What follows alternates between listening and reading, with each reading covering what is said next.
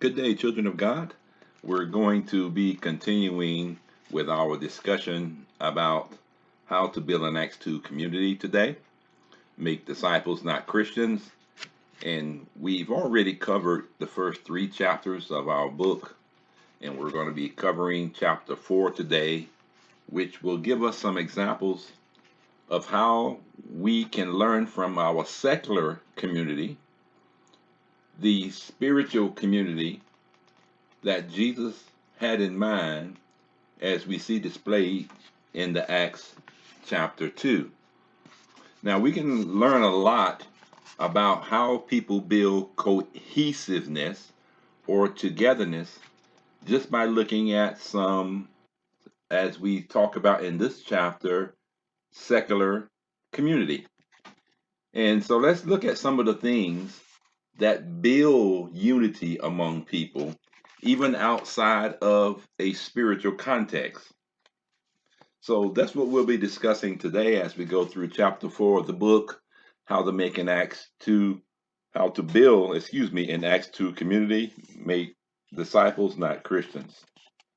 So here's a secular example that will better help us understand what community stands for. In this example, we see or we learn of a faculty learning community.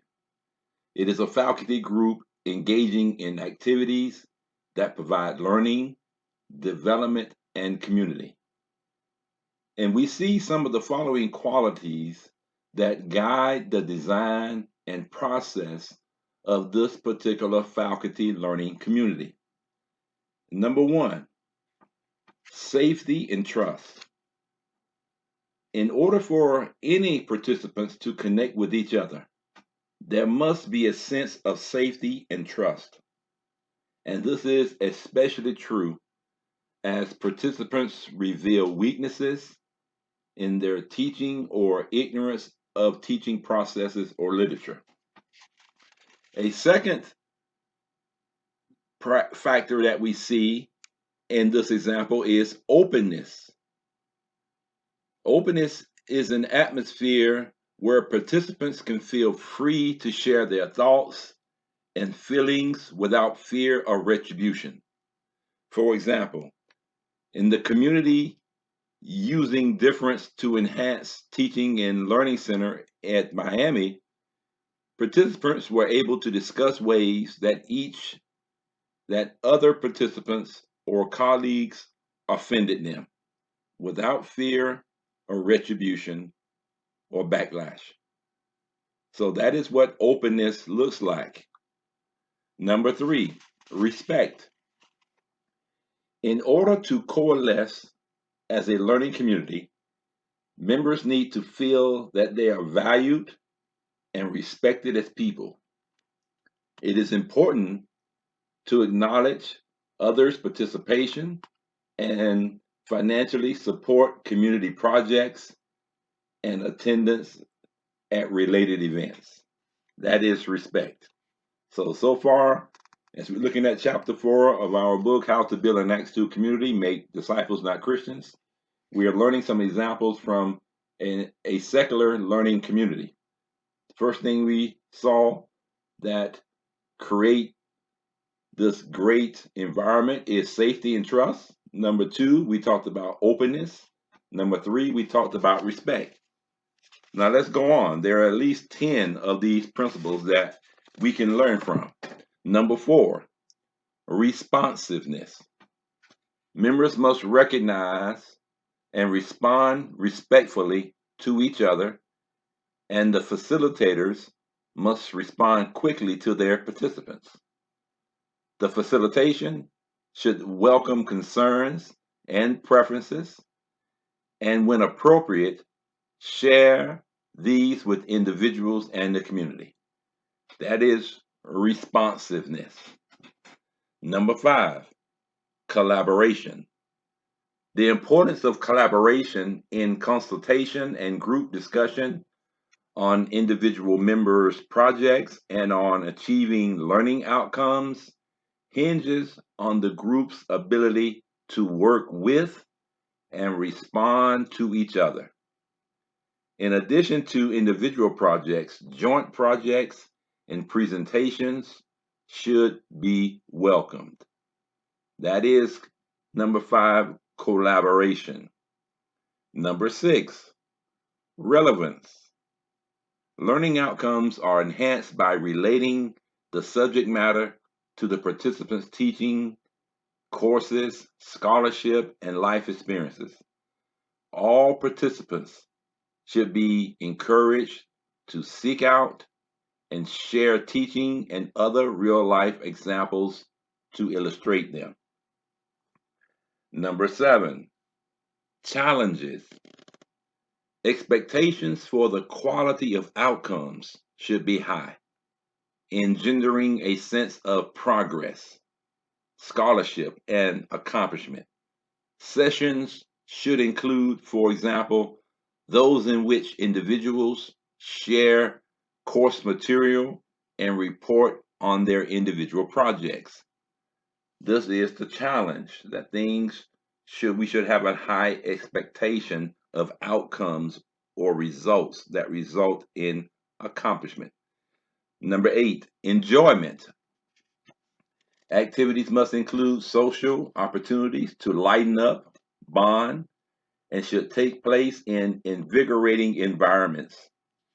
For example, a retreat can take place off campus at a nearby country inn, state park, an historic site, or the like. This is what creates enjoyment amongst communities. Number 9, a phrase that's called esprit de corps. Esprit de corps.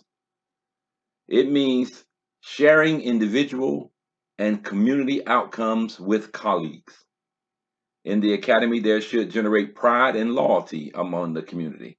For example, when the community makes a campus-wide presentation, participants strive to provide an excellent session. That is the spirit of togetherness that generates pride and loyalty among communities. That is number 9, esprit de corps. And finally, the 10th factor that we learn from looking at this example of a secular community is empowerment. Empowerment. A sense of empowerment is both a crucial element and a desired outcome of participation in a faculty learning community. In the construction of a transformative learning environment, the participants gain a new view of themselves and a sense of confidence in their abilities. Faculty leave their year of participation with better courses and clearer understanding of themselves and their students. Key outcomes include scholarly teaching and contributions to the scholarship of teaching. So as we look at this chapter 4, which gave us some examples of how we can better understand what community stands for. All of these practical examples that we just looked at can and should be applied to our spiritual faith communities as well as our secular communities. If you, for instance, if you work at a major company, the company has a certain brand or company values that all employees must adhere to in order to still continue their employment there. And the same must be true for Christian community. We need to make sure that these 10 key elements are present and a part of our faith communities, because our faith is simply one aspect of our lives, but people have other aspects of life that needs to be addressed as well. I think we talked about in our last session that just like a vehicle has 4 tires on it, all 4 tires must be operational in order for the vehicle to perform the way it's designed to. So let me recap the 10 key qualities of creating community. Number 1, safety and trust. Number 2, openness. Number 3, respect. Number 4, responsiveness. Number 5, collaboration. Number 6, relevance.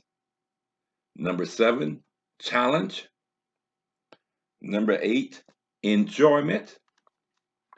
Number 9, esprit de corps. And number 10, empowerment. Let us strive, children of God, to create such communities that will display these qualities that we've discussed today in order for us to learn and to practice what community stands for. I certainly look forward to more opportunities to discuss these outlines with you as we put into practice what we learn and practice what we teach as we build community with one another. God bless you. I look forward to speaking with you in our next session. Have a great day.